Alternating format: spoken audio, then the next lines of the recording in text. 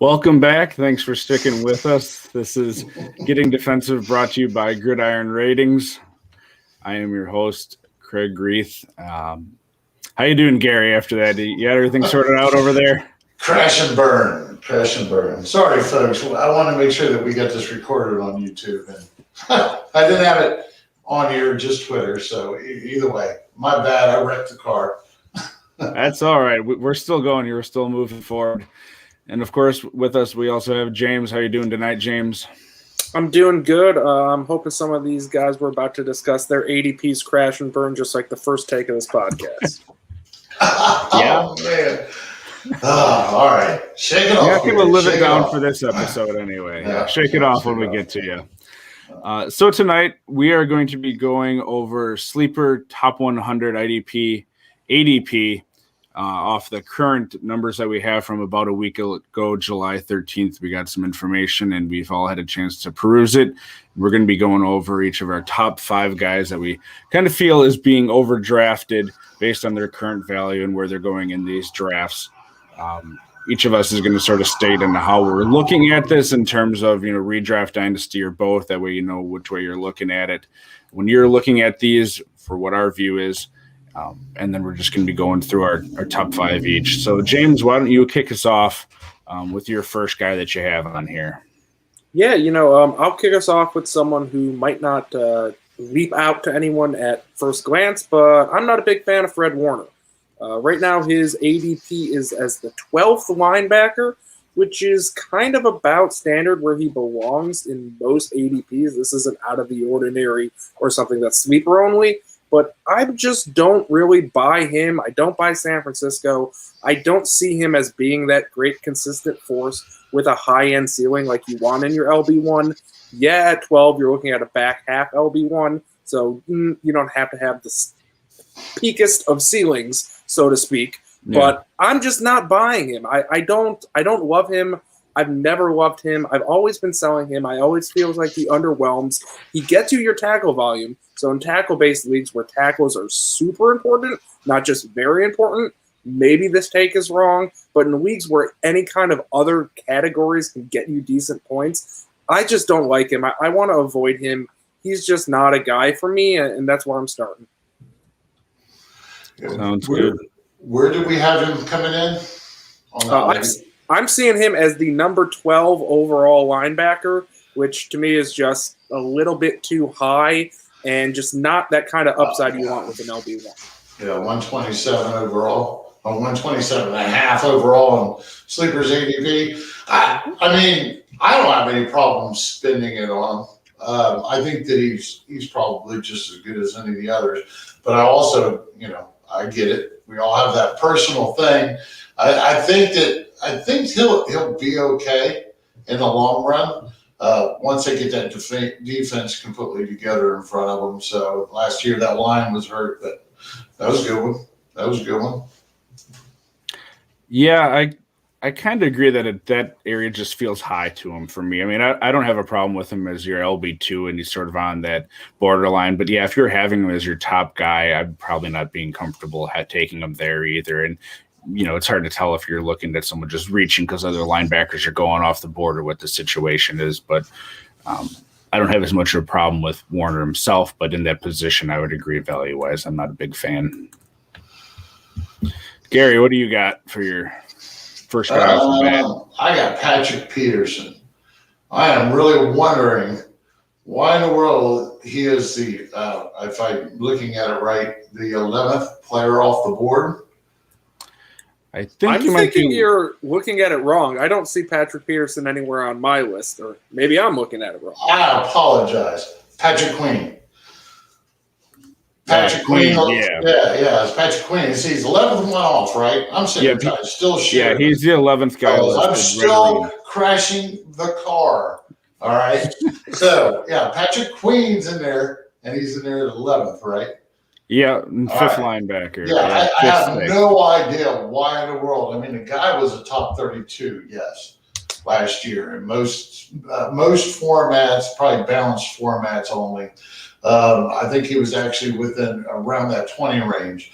But I mean, to be the 11th guy off the board, I don't think with the state of, what they're going to be doing with the Ravens this year is they don't have much for pass rushers. They blitz everybody all the time. I don't think his numbers are going to improve to that point where he's going to be worth that high of a linebacker, that high of an ADP on sleeper to begin with. I don't even think that I would do that in a dynasty league. Now I'm talking redraft mainly right here on him. But I mean, I just don't see that much upside.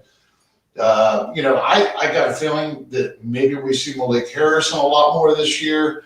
I'm not sure why they played LJ Fort over him. Of course, they released Fort, re-signed Fort. I think he took a pretty big pay cut. Don't quote me on that. But I just don't, if Patrick Queen, he's probably, I believe he took over the play calling from Chuck Parkett, who had been doing it for about a year and a half before, giving it up. And I just don't see him being the 11th ADP off the board. There are so many other players around him that, dynasty or redraft, I'd rather have.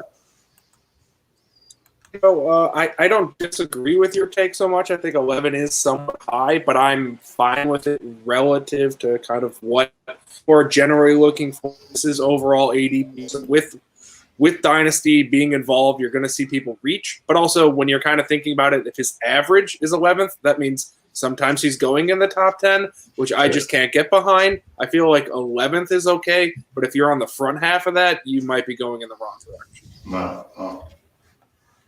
Hey, it just kind of goes that same way back and forth, like I felt about Fred Warner. It's all right with you. Yeah, it goes back. It's all in what your taste is, folks.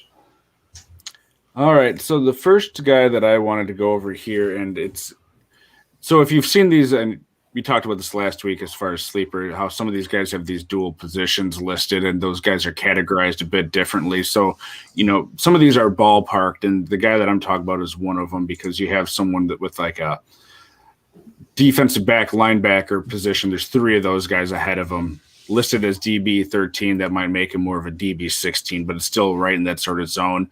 I'm looking at Xavier McKinney. He's listed as the DB 13 here, which is way too high for me for a guy that didn't play last year. Even if this is looking at from Dynasty instead of redraft, there's a lot of other nice guys in that secondary. You're not sure how it's going to shake out. So redraft, it's way, way too high for me.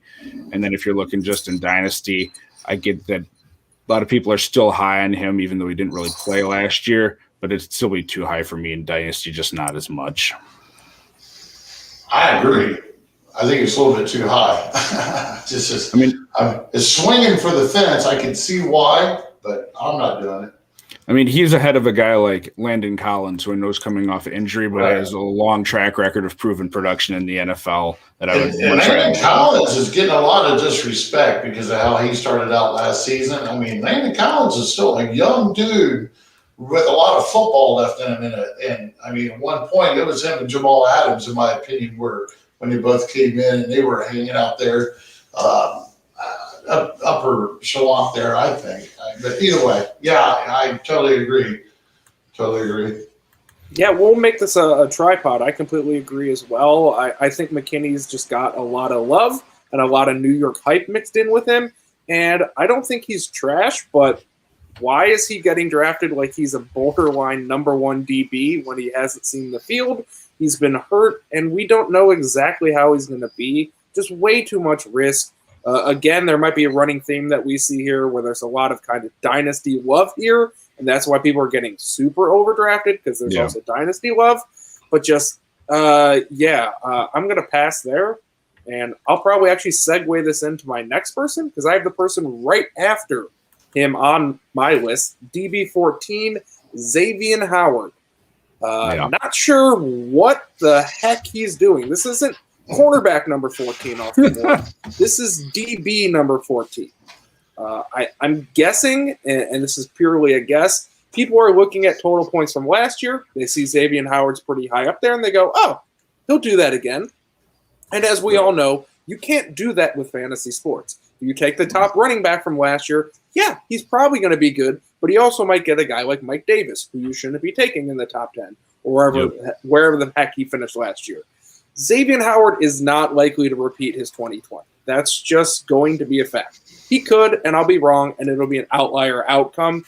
He doesn't belong anywhere probably inside the top 30. Maybe he's a borderline top 10 cornerback, and you can find him in kind of an interception-heavy league, a little bit higher in general ADP, but I don't know what he's doing at 14th. That has got to come down. Most of these are kind of a little bit nitpicky, like my initial Fred Warner one. Xavier Howard isn't.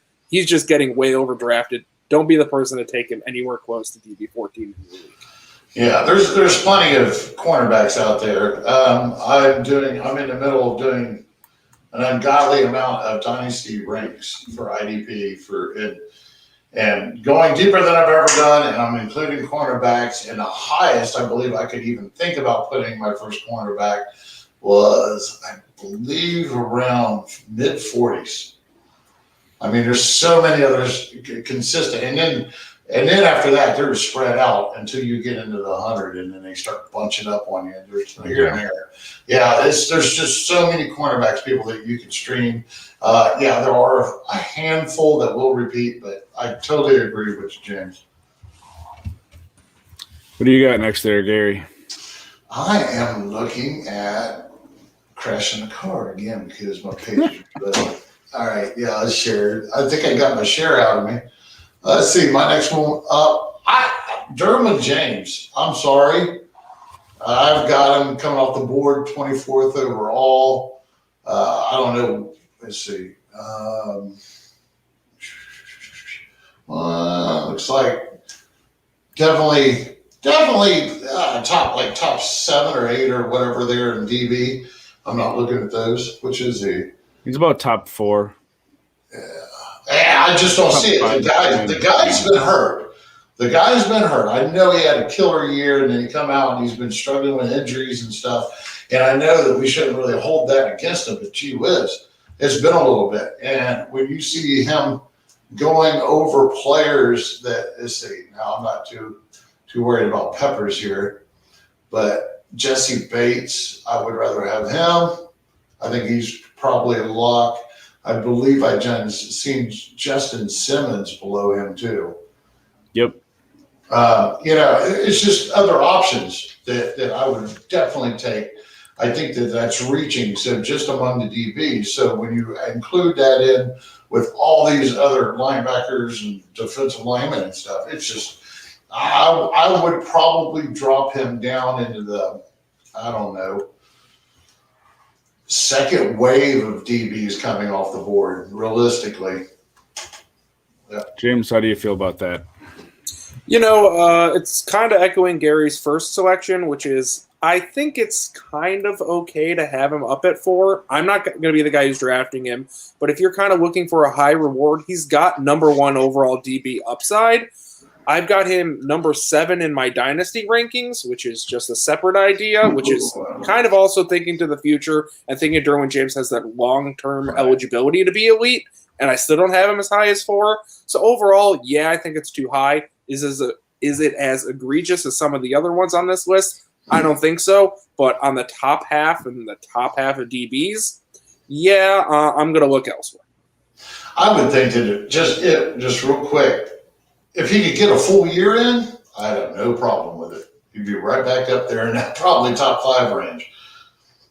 Yeah, that's true, but also you've got to kind of look at it from the perspective of once he has that full year in, then you're paying full price for him. If you want to get a good return on your investment, you got to invest on him when he's not at peak value. So that's why I understand drafting him high, but 4 does seem high. And again, if the average is 4, that means there's people drafting him as DB3 or DB2, which to me is, frankly, absolutely too high.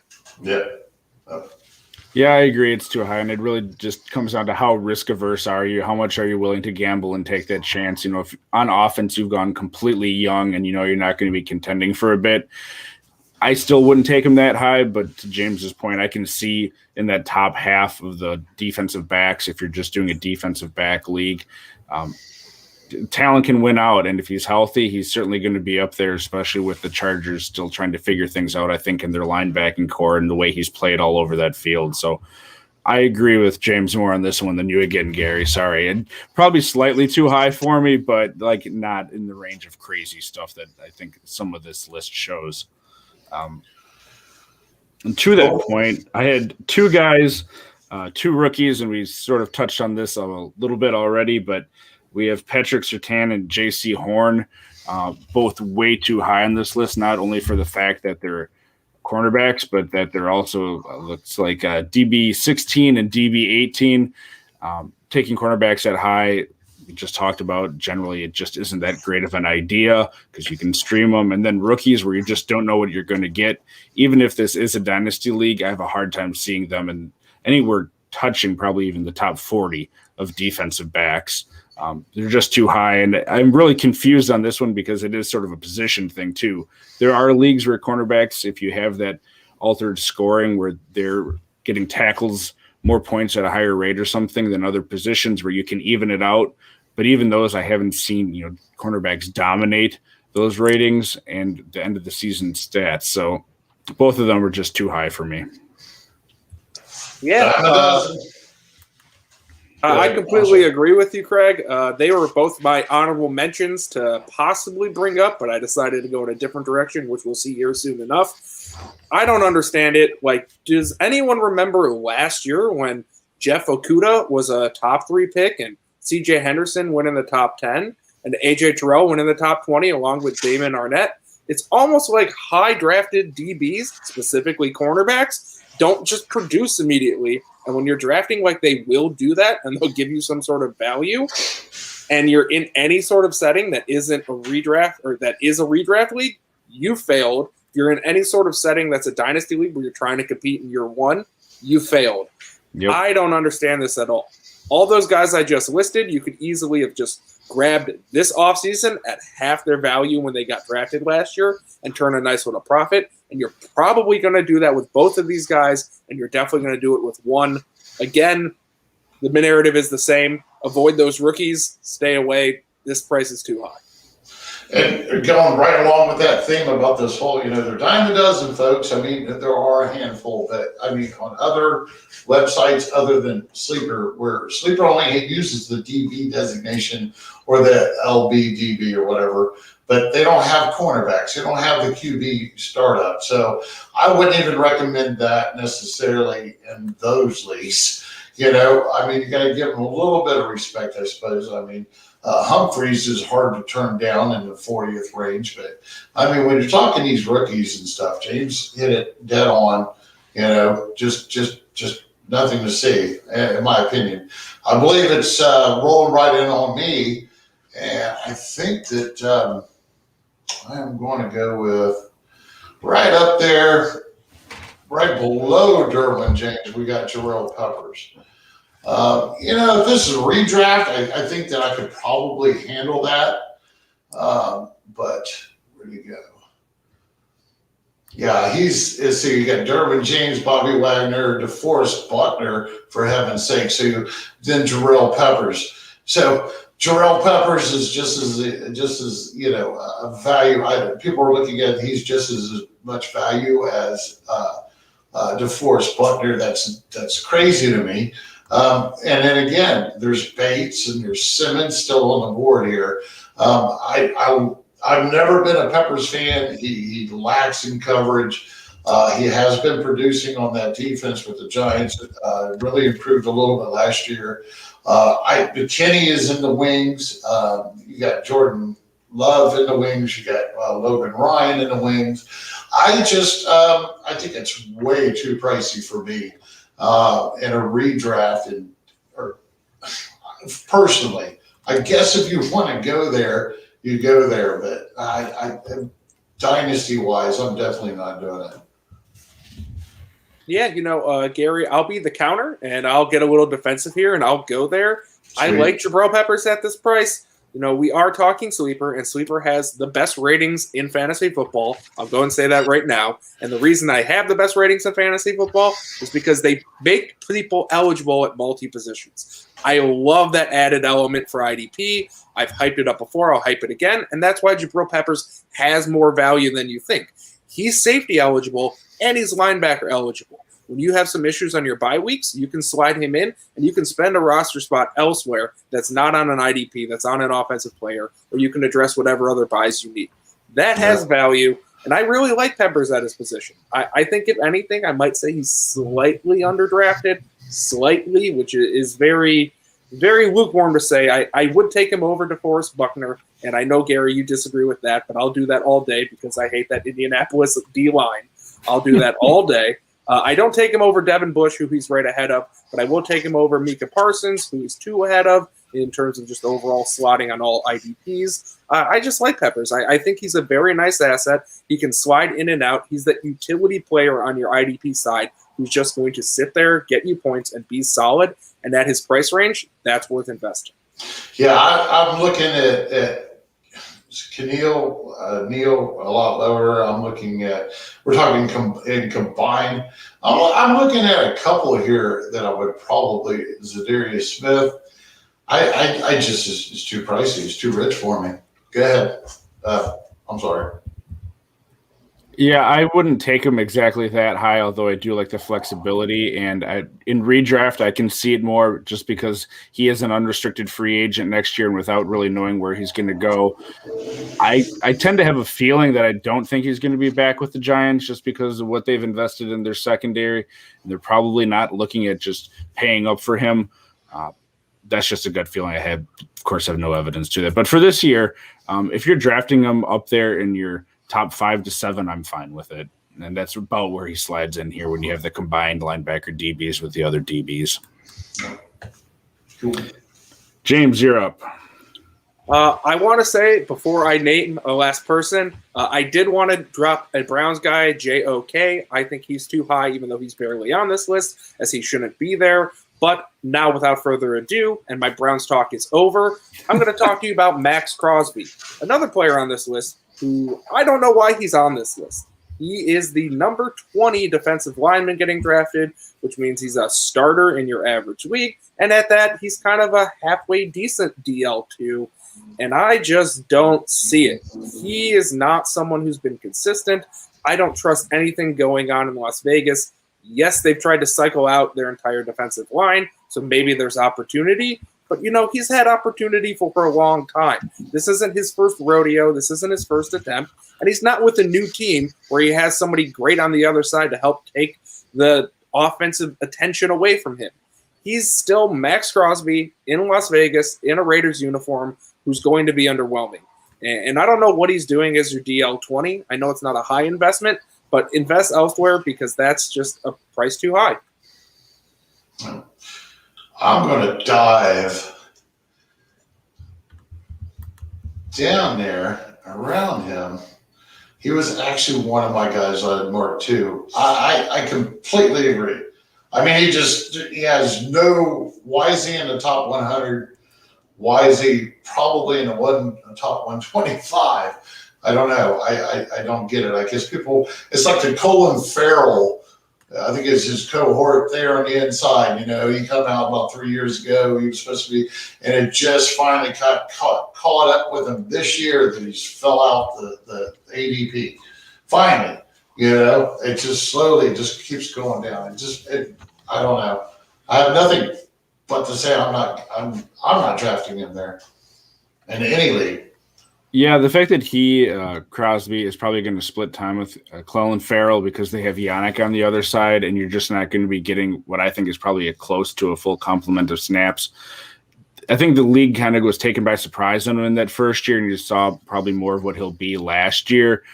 There's plenty of guys with more upside available, and if you're even looking just in a redraft league, if you have these guys with dual eligibility, I would be more comfortable for 1 year probably putting someone like Von Miller or Bud Dupree there in your defensive line where you've gotten production from those guys before, and I think they're in better situations. Right. All right. Well, we're going to stick with defensive linemen here, and we're going to go to a guy that had a great year last year with dual positions. He's probably around defensive line 15, but that's still too high for me. It's Trey Hendrickson, who's going from the Saints to the Bengals. Yeah, he had that great year last year.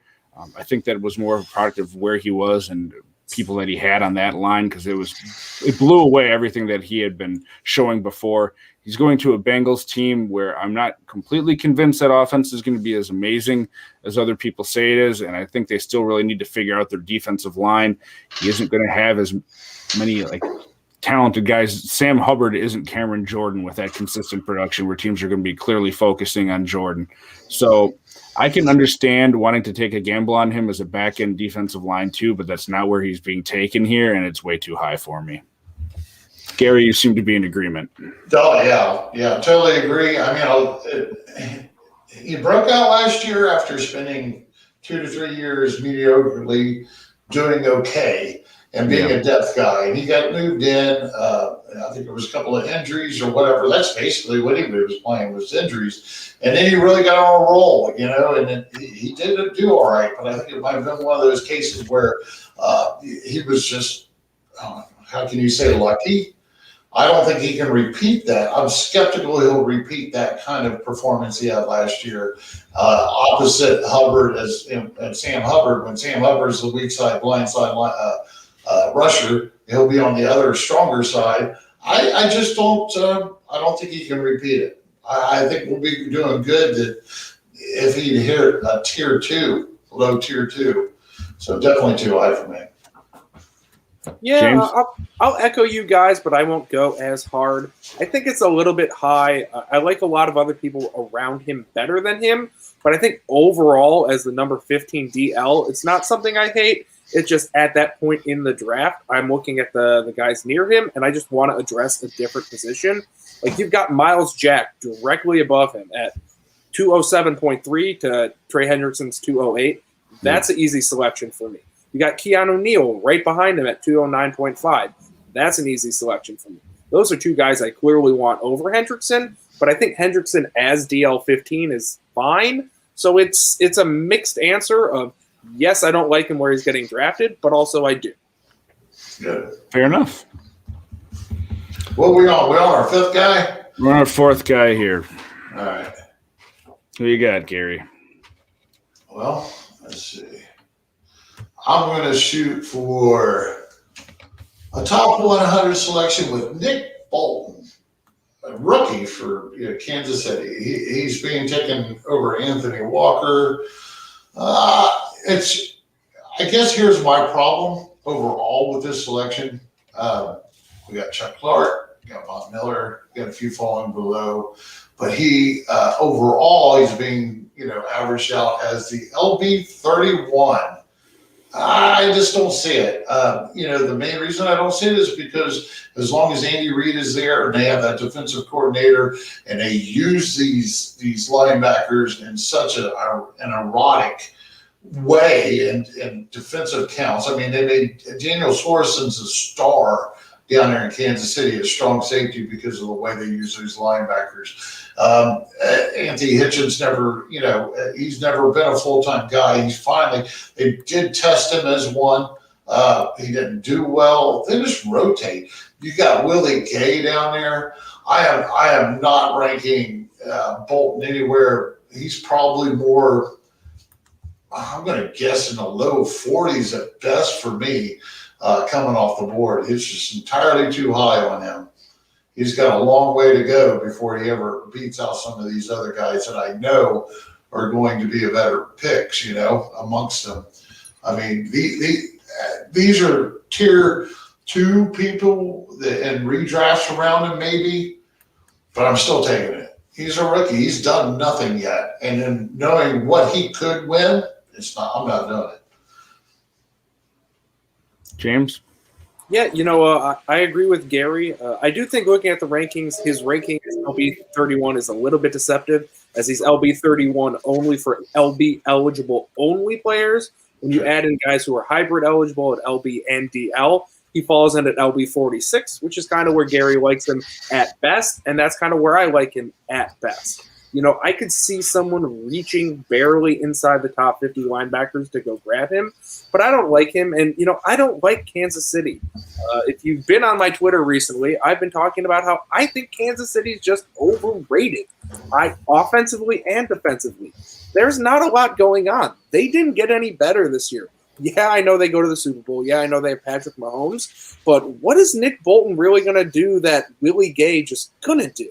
I don't really see it from a fantasy perspective. Again, I could be wrong. I'm wrong many times. But even at that, mid 40s, late 40s LB, I'll let somebody else take him. I'll spend my lottery ticket elsewhere. Nick Bolton's not the guy for me. No. Not to mention with that offense, since you're bringing it up, a lot of teams are going to have to pass to keep up with this offense. So there's not a lot of love running stops there too. But yeah, I don't understand it.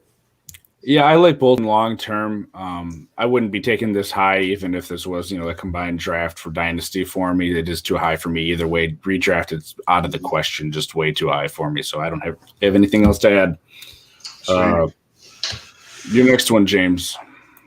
Yeah, I'll hit another one here. And I'll continue looking at linebacker. For me, he's LB 26, a good guy that a lot of people know from last year. Foyce Aluakan. Last year, everyone knows him because he had DB eligibility, despite being a clear linebacker, and even, if anything, kind of could have had DL eligibility over DB. But he had that DB eligibility, and he won a lot of people a lot of leagues last year. He was a diamond in the rough, and he did excellent. And now, looking at Atlanta's team and looking at him as purely a linebacker who lost that DB eligibility, I'm not interested. I'm not buying him at linebacker 26. That's just way too high. I don't understand what makes someone really think that that's a buyable position, but I think a lot of people aren't looking at the actual position eligibility for him. They don't see what he really is. Like, he's going one pick after Antoine Winfield, one pick ahead of Leonard Williams. He's going ahead of Miles Jack. He's going ahead of Keanu Neal. What? Why? I don't understand it. He was good last year, but he's not expected to increase his performance. And coming at linebacker, he's not that good. He's just not. Gary, I know you're a fan. Oh, yeah. I think in a redraft, he's perfectly fine right where he is. Especially in a redraft, he's going to feed. The Atlanta Falcons' defensive line is crap other than Grady. The secondary's in question.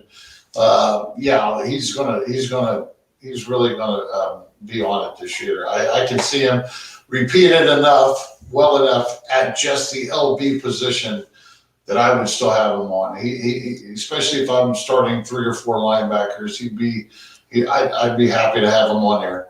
Dynasty wise, he might slip down, but other than that, I gotta have him in my redraft. I'd pick him at that point. Yeah, it's a weird one for me because there are some guys around him that I like him more than, but by and large, I probably would have him a little bit lower here too. I don't think it's a whole lot, but I do think he's higher up on this list to James's point because of what people had with him last year, and it's just that recognition of that dual positions without digging deep into it. Like, oh, I remember that guy I played him as a DB last year. It was great for me, and it probably was. But without knowing the changes, it feels like it's probably fool's gold in that regard. And I'm just going to stick right in that same area with someone that I don't like as much as him for redraft, definitely. But Zaven Collins he's sitting at just straight linebacker 19, and there's probably a good 6 or 7 ahead of him with a dual position. But that's still way too high for me to put a rookie that has someone like Isaiah Simmons, who sort of is a rookie too, and didn't have the training camp last year, didn't play a ton last year. But he's going to be the guy there probably more so than Collins the first year. It looks like Hicks is probably on his way out, but we don't even know that for sure at this point. And I'm just not at any point, even if this is Dynasty, going to be taking Zaven Collins that high, who I do like. He probably would end up in my top 100, but probably a lot closer to the bottom of that than where he is now. Yeah, I think there's a lot of that going on. It's the rookies, folks. And I mean, if I looked at him and I thought it was kind of absurd, but I kind of understand in dynasty leagues, people see the hype and everything, but I'm not spending that. Not that high. There's too many other more, in my opinion, secure players that I could have. Folks, I'm not sure what's going on.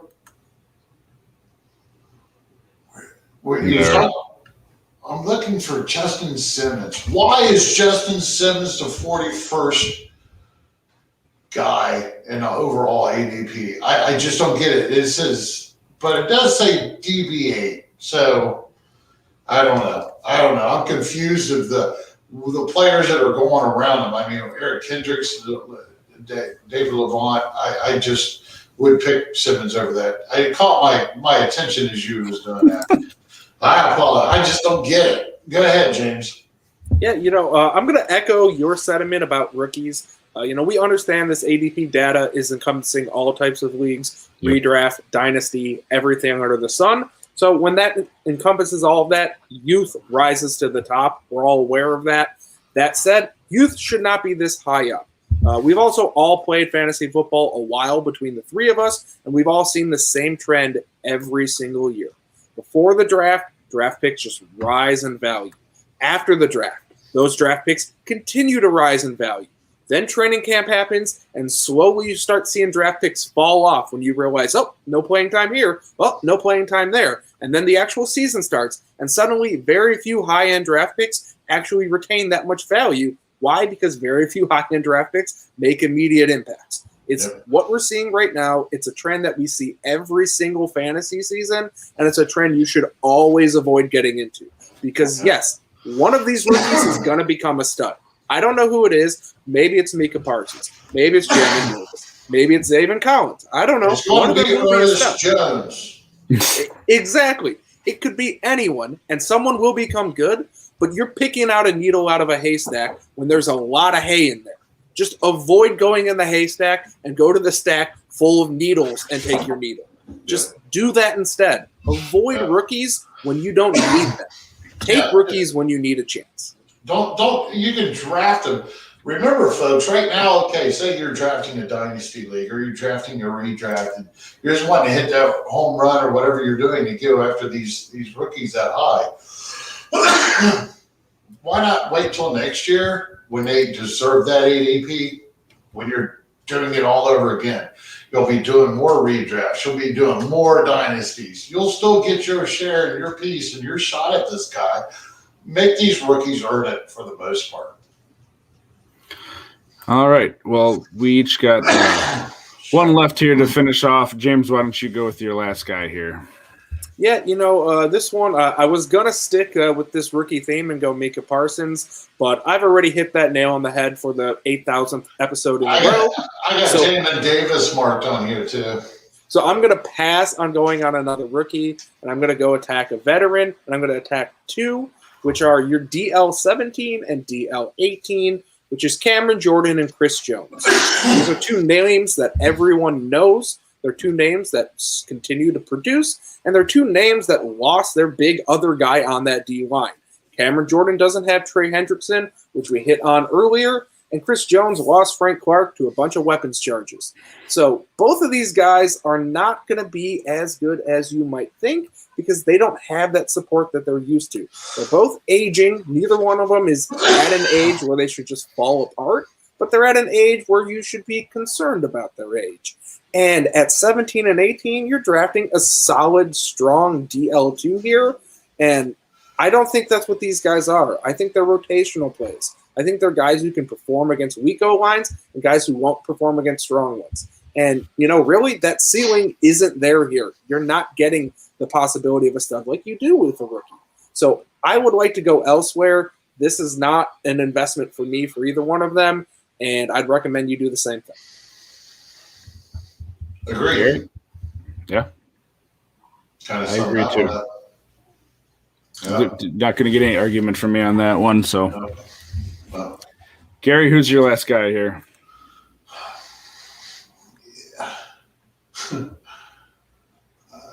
I don't think Matt Milano or Cole Holcomb.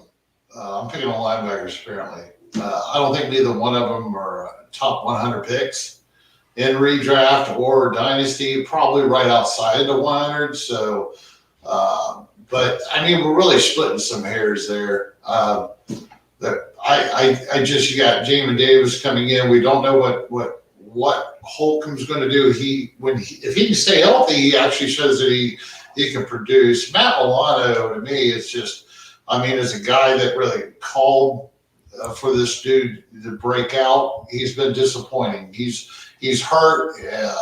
He really depends on making plays over combined tackles. Neither one of those guys. We're looking at linebacker 27 and linebacker 28, which we know is kind of construed by the linebacks the dual designation, but that's not all these players. I just don't see them. I like to have C.J. Mosley underneath them. Let's see who else we got. In the right format, I might take care of Landry over both of them. Anthony Walker, I like him over them. There's quite a few. You got Darnell Savage, Chuck Clark. Yeah, I just don't think that neither one of them have any business being in the top 100. Right outside it. I'll disagree with you on Cole Holcomb. To an extent, you mentioned Jamin Davis, and yeah, he probably should be the guy over in Washington. But the potential you have in case he isn't the guy right away, which often happens with rookies, is a lot of potential with Cole Holcomb. And when you're taking him in the back half of the top 100, I don't hate it. That's a swing for the fences take that I'm okay with because I think you had the potential. You've already seen the on-field performance. You just got to make sure it maintains. So I'm fine with that. It's not a direction I'm going, but it's not something that I think is egregious by any means. So I'm all for him being in that range, and I'll just say I'm defensive on it, even though he's not my guy. Yeah, I guess the main two that I see, both of them are being selected, quite a few players before C.J. Mosley and Shaq Thomas, and I wouldn't do that in linebacker position. What do you think, Craig? I am fine sort of in that range too, but I think part of this is just getting skewed for all of us a little bit with where some of these guys line up because it's so rookie heavy with that dynasty stuff mixed in there. If you take sort of those guys out and you have more of a traditional set of maybe people that are more familiar with IDP drafting, those guys are going to be shifted down and all these, shifted up slightly. So I like Holcomb too, and I certainly like him more than John Bostic, although that coaching staff at the moment seems to like him there. Holcomb has proven it before. Hopefully the coaching staff, it was just a thing with injuries more so last year. But with the proven production before, I'm fine at, like James said, sort of taking a swing at him there. Yeah, and I'd like to just throw in, since we are kind of talking rookie heavy again, I'd like to point out that even in dynasty leagues, a lot of these guys are getting drafted way too high. It's not just, for redraft, they're too high, the dynasty perspective. Even in dynasty leagues, I'd say almost all of these rookies are overvalued. So if you have them and you can move them, sell them. Because unlike on offense, where you see quarterbacks come in and be stars right away, you see wide receivers take 2 weeks to become a good guy, maybe a running back half a season. IDP players can take a lot longer, or they just don't hit. They don't hit. They don't come in.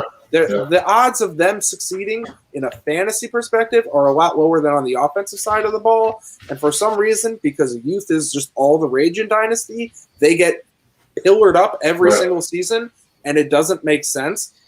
Don't buy youth at this price. The price Make them earn it. Make them earn it. Right. Hey, in our closing too, we're going to be wrapping this up, folks. I want to mention too. So just a month ago, when we got our hands on Sleeper ADP, the entire ADP list was just all over the board, man. It was just nowhere. It's taken a couple of updates. We're starting to get some real hardcore IDP people drafting. It's that time of year when the closer you get to the beginning of the season. There's just been sporadic drafting so far. We don't know if these people are drafting dynasty leagues. We don't know if they're drafting redraft because everybody approaches everything differently. And unfortunately, Sleeper does not clarify that for us. So this is a general overview, and as we go closer and we get into next month, man, there's going to be another million people that's going to go, oh shit, I haven't got any football teams yet, and they're going to start drafting. Yeah. They're going to improve. So a lot of these numbers may improve. A lot of them may not. We'll see. But at least if you're listening, you're going to be able to take advantage of what we're talking about. And I believe Craig's got this set up for the next few Tuesdays, and we'll be going over this type of stuff with these ADPs for Sleeper, trying to help some of y'all out while they're fixing everything over there. They're doing a good job. They've taken a couple extra steps. I'm on board. I think the rest of you guys are. And that's all I got for tonight. Yeah, I just wanted to mention again, there's the 2021 Gridiron Ratings Online Draft Guide contest. Gary, I don't know how much closer you guys are to another one because you just had a draw, didn't you? Follow, folks. We only need 3, and somebody we'll pick one. We'll pick another winner. It's a $40 value. It's one thing you gotta do is go subscribe. Hit that subscribe button, folks. Go subscribe, and you might get something of great value for free. And who doesn't want that? And we'll be back again Thursday night, so 2 nights from now. We're going to have John over at Junior Football Nerd over on Twitter. He'll be discussing his team, the Jets, with us, going in-depth look with training camp starting up here with the Jets. So you'll see Gary and I on that. And if you guys have questions, please make sure you send them in. You can find us on YouTube. You can find us all on Twitter. Our handles are on here. James, any closing thoughts for tonight for you? I'll hit the nail one more time. Remember, people, rookie hype season is right now. The NFL season is not the same as rookie hype season. I want to say real quick, Jeff, if you're watching, and that's you doing the typing in the comments, we'll talk to you later, man. Y'all have a good night.